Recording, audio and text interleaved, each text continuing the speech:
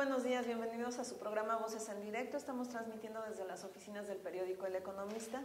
Mi nombre es Yolanda Morales y en esta ocasión tenemos la oportunidad de conversar con el director del Instituto para el Desarrollo y el Crecimiento Económico, el IDIC, José Luis de la Cruz. Doctor, muy buenos días y bienvenido al Economista. Gracias por la invitación, un placer. Gracias. Pues el motivo de esta conversación es conocer las propuestas que traen ustedes, o más bien las observaciones que traen sobre los retos que tiene la economía mexicana de cara, bueno, al proceso electoral, ¿no?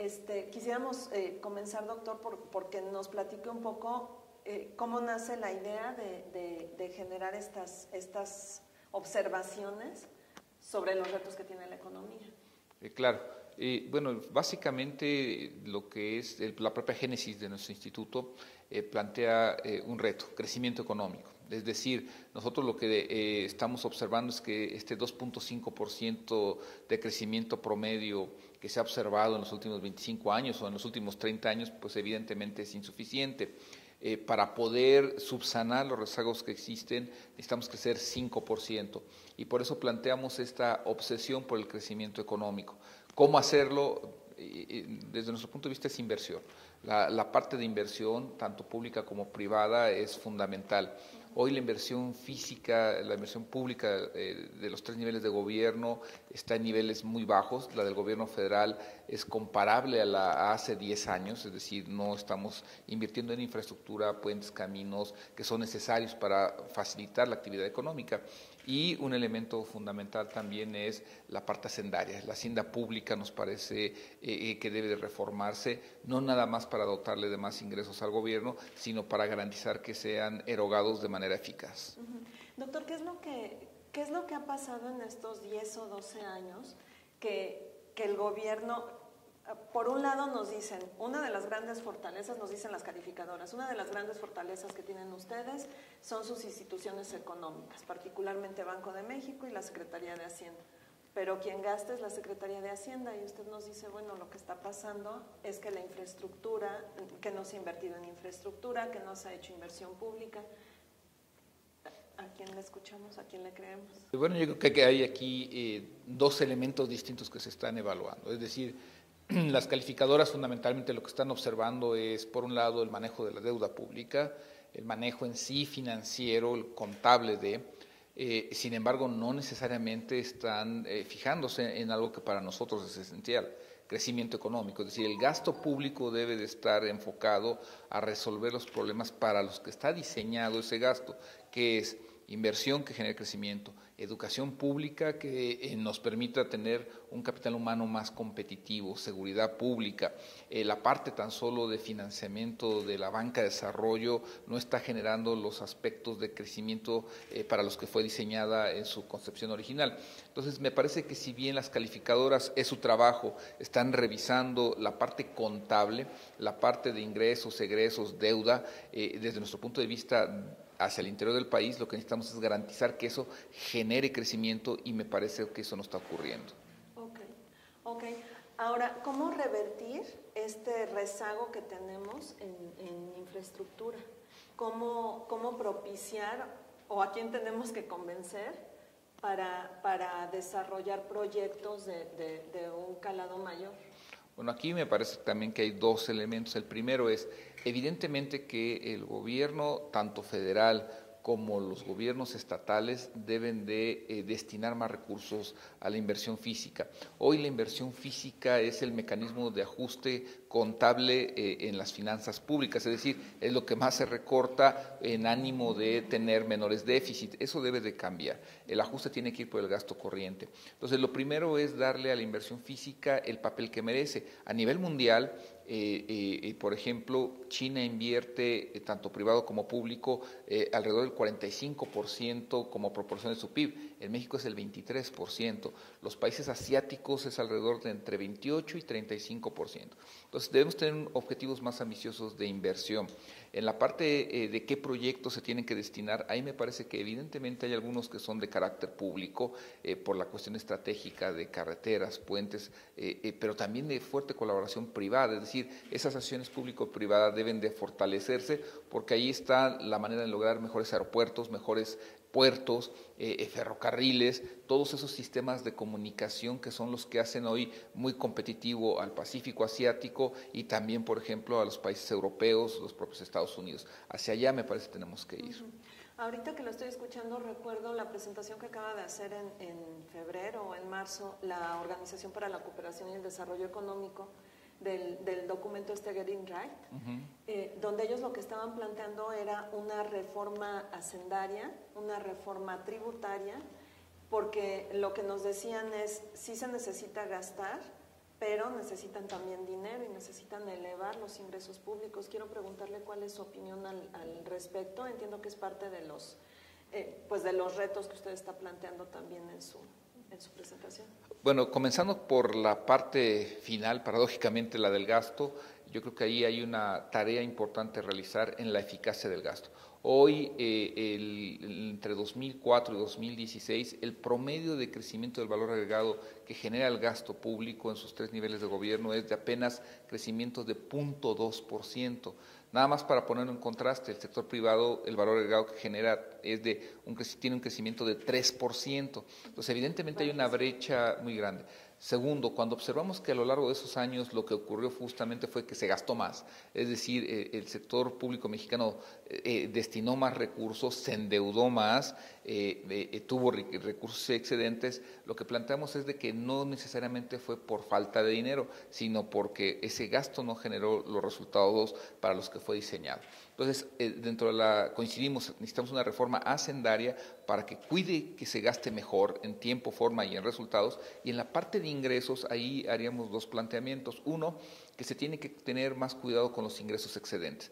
Entre 2015 y 2017 tan solo, los ingresos excedentes superaron los 1.3 billones de pesos. ¿Qué significa esto? Pudimos haber pagado 3 aeropuertos como el que se está discutiendo con esos recursos, es decir, dinero excedente hubo. La cuestión fue que se destinó a cuestiones improductivas, se adelantó pagos de deuda y se transfirieron hacia estados, en donde la erogación no fue lo efectivo. Entonces, sí hay que darle más recursos al sector público, pero hay que garantizar que que egrese mejor, que gaste mejor. Y finalmente, pues se tiene que ir por toda la economía informal. Hoy el 57% de los mexicanos laboran en economía informal, se genera el 23% del PIB ahí y evidentemente eso no hace todos los pagos de impuestos. Entonces, se tiene que hacer ese cambio y me parece que con eso habría recursos importantes para poder destinarlos a lo que se debe. Ahora, lo que usted está hablando acerca del gasto público me da la impresión que no tiene que pasar por Congreso. Incluso usted nos lo comentaba en una conferencia de prensa, ¿es correcto? Evidentemente, me parece que el área de oportunidad que se tiene es que hacer más eficaz el gasto público no requiere al Congreso. Destinar y crear mejores proyectos productivos tampoco pasa por el Congreso. Tener quizás una cobertura hacia cómo recaudar más de la parte informal, probablemente se tuvieran que hacer algunos cambios legales, pero son los menores. Entonces, en realidad, la mayor parte de las mejoras que se pueden hacer de manera más inmediata, en términos de gasto más eficaz, más transparente, liberarlo de la corrupción que también le genera problemas, pues son cambios que dependen de la voluntad de la administración pública, de la voluntad del Ejecutivo Federal. Y que parecen, pues, cambios no tan difíciles, ¿no? Porque el hecho de que digamos que no tienen que pasar por el legislativo, lo que nos hace ganar es tiempo, me imagino, ¿no? Yo creo que debemos aprovechar el marco institucional que ya se ha construido. Es decir, México de alguna manera siempre ha tenido un marco legal robusto, es decir, que cubre muchos de los posibles problemas que podrían presentarse intentando resolverlos. El punto aquí es la aplicación. Entonces, nos parece que a la aplicación de un Estado de Derecho, un combate frontal a la corrupción y un sistema de información que transparente las cuentas públicas, los contratos, las adjudicaciones, las compras de gobierno, me parece que eso facilitaría mucho el poder tener mejores resultados. Perfecto. A ver, entonces, en esta parte del programa, porque nos vamos a ir a una breve pausa, hemos platicado me parece que 4 de los retos que usted está planteando, que son la reforma hacendaria, que es el impulsar el crecimiento, y combate formal a la corrupción, inseguridad y falta de transparencia, ¿correcto? Evidentemente. Sí. Bueno, entonces, pues como ven, está muy interesante esta conversación. No se vayan, nos vamos a ir a una breve pausa y regresando seguimos conversando sobre los siguientes retos que plantea el Instituto para el Desarrollo Industrial y el Crecimiento Económico, el IDIC. Somos el medio líder en información especializada sobre economía, negocios y finanzas de México. Contamos con más de 29 años informando a los líderes y empresarios del país. Mantenemos el balance perfecto entre la profundidad analítica y la facilidad de lectura. Disfruta de nuestra edición impresa o digital, la nueva era del periodismo especializado. Nuestro nuevo sitio eleconomista.mx te brinda la información más puntual de la economía no solo en México, sino a nivel mundial. Los negocios, índices económicos, un espacio para estar informado. Un portal con lectura amigable, inteligente, de carga ultra rápida y 100% responsivo. Asimismo, contamos con elempresario.mx, un portal donde encuentras lo necesario que te ayuda a que tu pyme se desarrolle y consolide en el mercado local e internacional.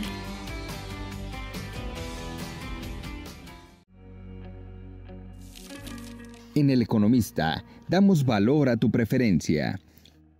Conoce El Economista Club, el único programa de lealtad con el que puedes ganar grandes beneficios durante el tiempo que dure tu suscripción.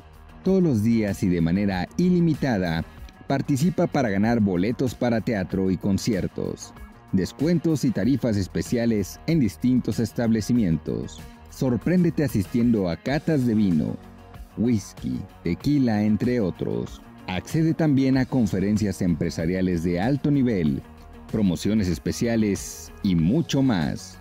Elige el tipo de suscripción que mejor se adapte a tus necesidades y forma parte de la comunidad que día a día se mantiene informada con el periódico líder en noticias y análisis de economía, finanzas y negocios de México. Al ser suscriptor, accede a este beneficio. En El Economista Club, le damos valor a tu preferencia. Suscríbete.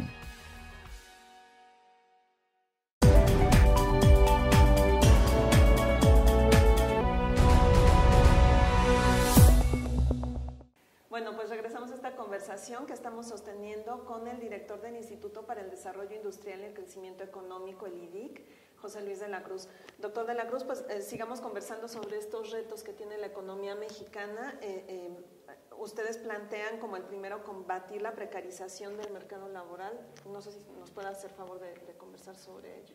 Claro, nos parece que uno de los retos fundamentales que hay en nuestro país es cómo generar un mercado laboral formal que pague mejor, porque hoy en nuestro país lo que vemos es que de los 52 millones de personas que están ocupadas, solo 480,000 ganan más de 10 salarios mínimos. ¿Esto qué significa?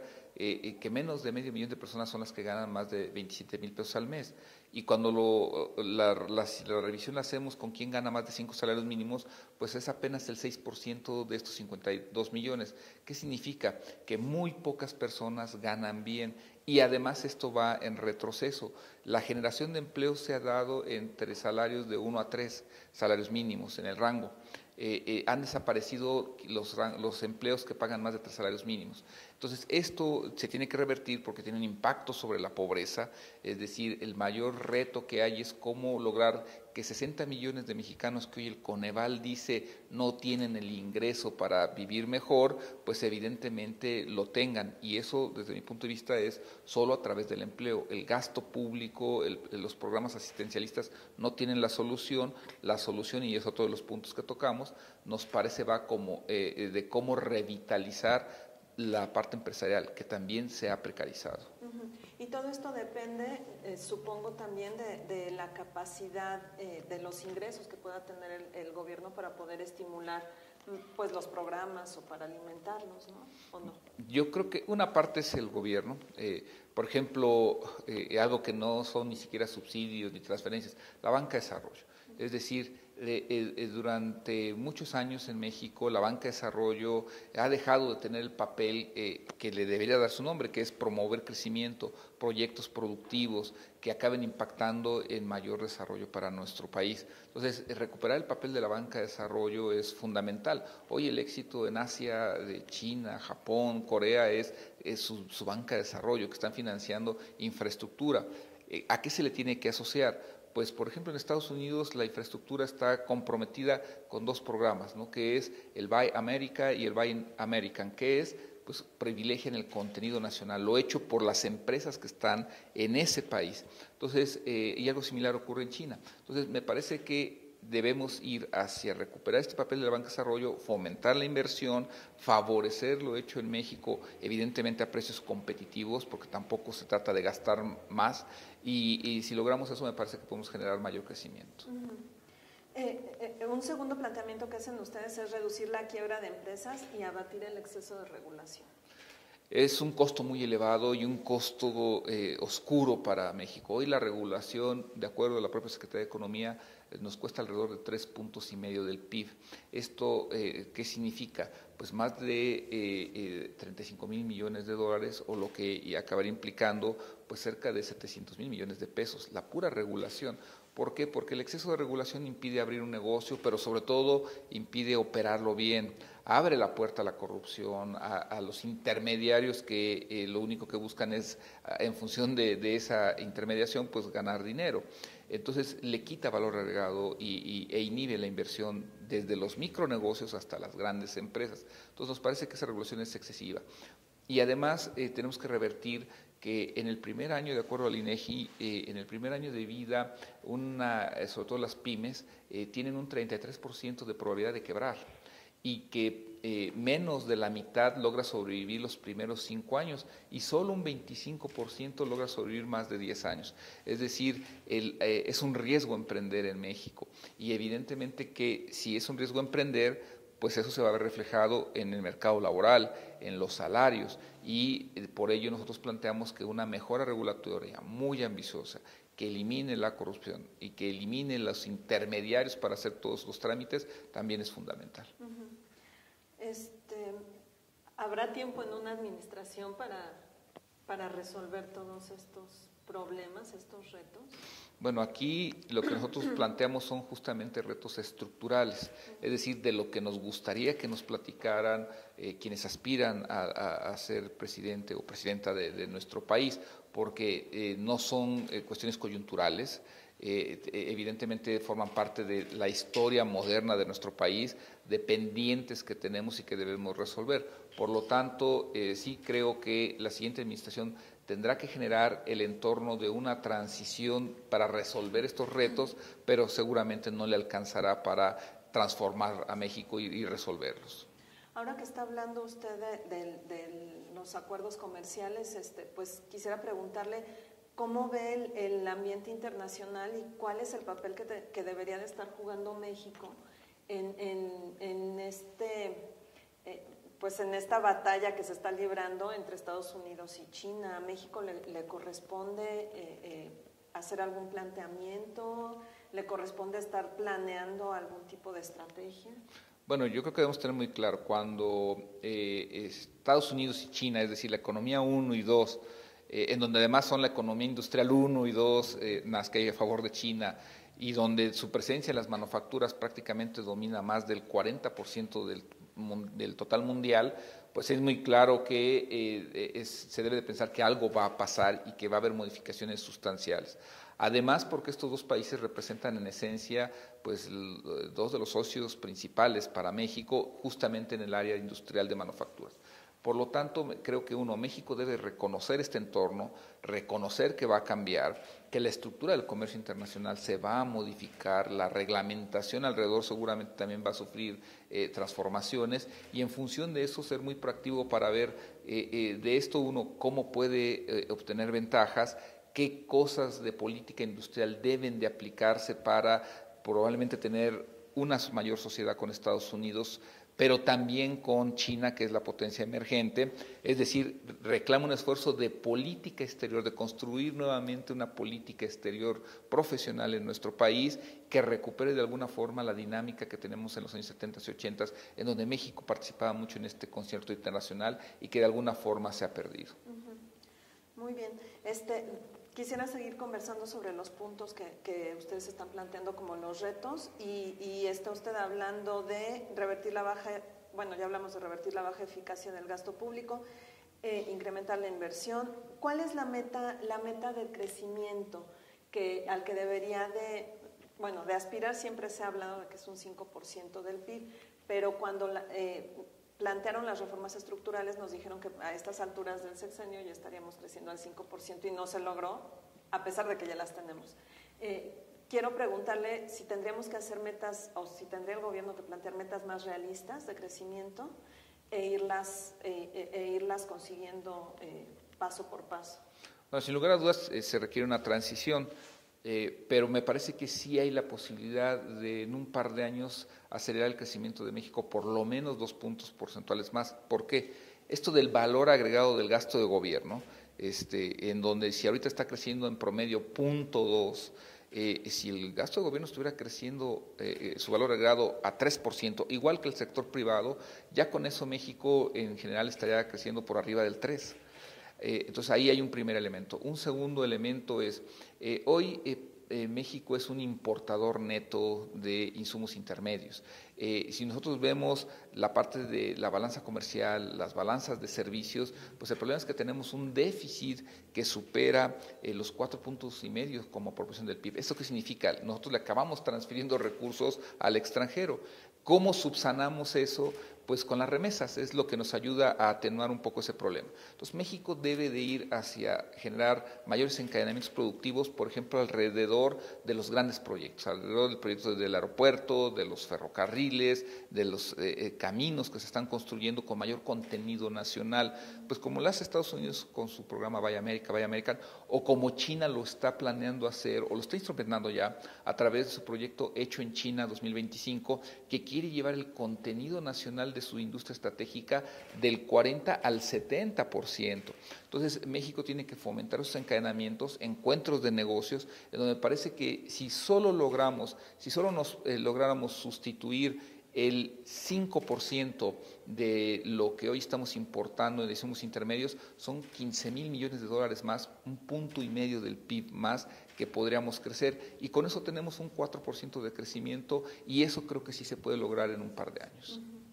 Pues ojalá que nos escuchen los candidatos, que los escuchen a ustedes principalmente. Y nos quedan nada más cuatro temas por conversar, que es incrementar la productividad y competitividad de la economía nacional. Bueno, no sé si ya está implícito en lo de las empresas y la regulación, ¿o considera usted que...? Sí, pero habría 2 notas ahí, me parece. Uno es, ya contamos con el marco legal. Es decir, una de las herencias que me parecen positivas que deja la actual administración del presidente Peña Nieto es la ley para el incremento sostenido de la productividad y la competitividad de la economía nacional. Un nombre largo para una ley que básicamente es una ley de desarrollo industrial. Pero esa ley necesita vida, necesita el programa especial que justamente se dice se tiene que elaborar para el siguiente año, para la siguiente administración. Y ahí es donde tienen que venir los cómo utilizar esa ley para elevar productividad y competitividad. Y que está amarrada a la reforma laboral, que en principio la reforma laboral planteaba que las empresas tenían que establecer comités de productividad. ¿Por qué es importante? Porque hoy el mayor rezago en productividad lo tenemos en las pequeñas y medianas empresas, además de los micronegocios. Entonces, nuestro punto de vista es utilicemos esta ley, generemos un programa específico que además sea transversal porque debe tocar varias áreas de la administración para elevar esa productividad en donde más falta hace y además que esto esté vinculado con el desarrollo de grandes empresas que son las que pueden encadenar a esas pequeñas y medianas para poder crecer más. Entonces ese es un punto en donde ya ni siquiera necesitamos hacer cambios constitucionales para poder avanzar. Ustedes también están planteando un plan de desarrollo industrial para enfrentar la competencia global e incrementar la capacidad productiva nacional en la época de la industria 4.0. Aquí hay un elemento esencial. Hoy el comercio internacional es 70% manufacturas. Y estamos hablando de manufacturas que son pantallas planas, automóviles, aviones, partes de aviones, electrónica, computación, es decir, todo lo que requiere valor agregado, todo lo que requiere educación de calidad a niveles técnicos y de ingenieros, para poder innovar, desarrollar. Entonces, México, que además estamos viendo que la industria 4.0 avanza a pasos agigantados en Alemania, en Francia con su propio nombre, pero que en el Pacífico Asiático es justamente el rasgo distintivo. Hoy, por ejemplo, China recibe 1.3 millones de solicitudes de patentes cada año. México son 17,000. Entonces, evidentemente que vincular el desarrollo industrial de alto valor agregado en la economía del conocimiento con la industria es fundamental para enfrentar los desafíos de robótica, mecatrónica, computación, biotecnología, ingeniería genética, y que me parece ahí México tiene un área de oportunidad importante. Okay. Plantean eliminar la inflación en energéticos y sus derivados. ¿Esto se puede plantear, se puede hacer? Yo creo que además es un requisito indispensable. ¿Por qué? Con datos del primer mes de 2018, hoy la capacidad potencial, lo que llamamos PIB potencial de la extracción de petróleo y gas en México es la más baja desde 1993. Es decir, tenemos 25 años en donde hoy tenemos menor capacidad para producir petróleo y gas. Y si bien va a haber cambios energéticos hacia energías verdes, pues evidentemente si tenemos el recurso hay que aprovecharlo y hay que aprovecharlo bien. Entonces, ahí hay un área que me parece debemos desarrollar. Con más población, con más empresas, en un entorno de competencia, tener menor capacidad de extraer petróleo y gas es sin sentido. La parte química, por ejemplo, que tiene mucho que ver con los derivados del petróleo energéticos y para el resto de la industria. Hoy la capacidad potencial de la industria química es menor a la de hace 10 años. Toda la transformación que se hace también, su capacidad potencial es menor a la de hace 25 años. Entonces, sí nos parece que si hacemos una inversión inteligente ahí, que nos permita utilizar esos recursos para poder beneficiar con precios bajos de electricidad, gas, combustibles y derivados energéticos a la industria, podremos también crecer más. Por último, es revertir la mala calidad en educación que inhibe el desarrollo de México. Yo creo que aquí hay un problema también estructural, esencial y que además es imperativo.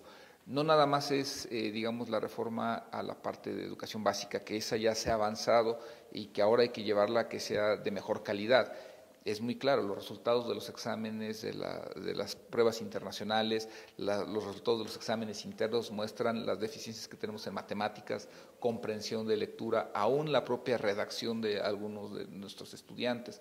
Entonces, hoy hablar de industria 4.0, es decir, robótica, mecatrónica, etcétera, reclama que los muchachos y las niñas, niños, sean muy buenos en matemáticas, buenos en física, y ahí tenemos una debilidad. Entonces necesitamos educarlos desde la parte básica, pero también en la parte técnica.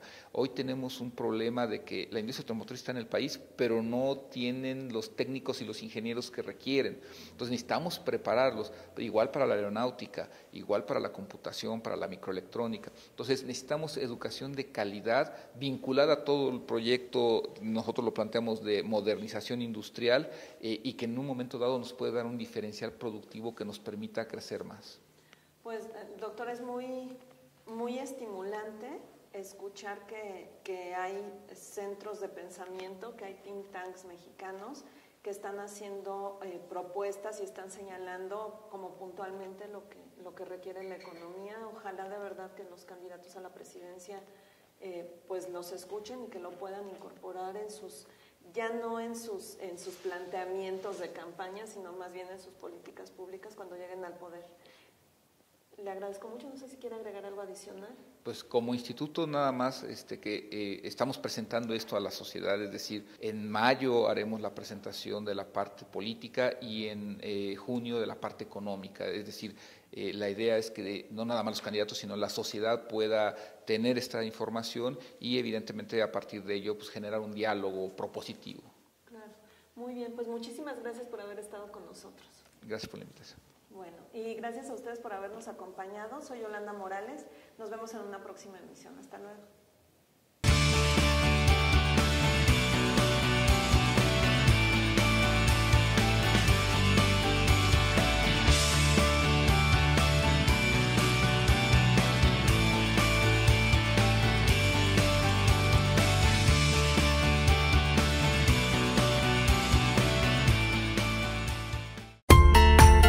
Poseemos una atractiva visión integral de la comunicación, con nuestras publicaciones especializadas que te proporcionan información valiosa de los diferentes sectores más importantes.